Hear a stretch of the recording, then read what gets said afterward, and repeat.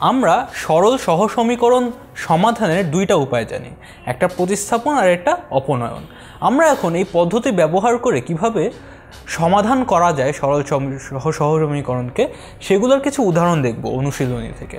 আচ্ছা, প্রথমেই বলা আছে 3x + 2y = 10 আর x - y = 0। তাহলে আমরা প্রথমে এগুলোর নাম দিয়ে দেবো, এটা 1 নম্বর, এটা 2 নম্বর। দেখো, এখান থেকে দেখলেই বোঝা যাচ্ছে যে এই সমীকরণটা তুলনামূলক সহজ।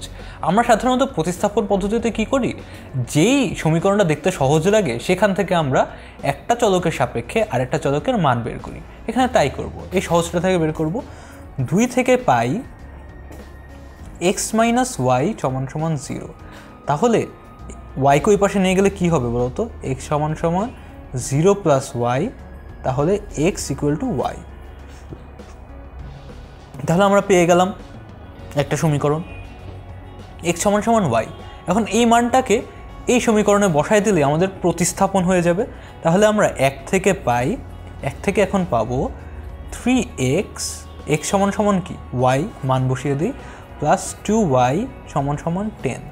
তাহলে লিখতে পারি 5y = 10, y = 10/5, সুতরাং y = 2। এই y এর মানটা যদি আমরা এই সমীকরণে বসিয়ে দিই তাহলেই পাবো x - 2 = 0, সুতরাং x = 2। তাহলে আমরা এই সমীকরণ দুইটার সরল সহ সমীকরণ দুইটার সমাধান পেয়ে গেলাম।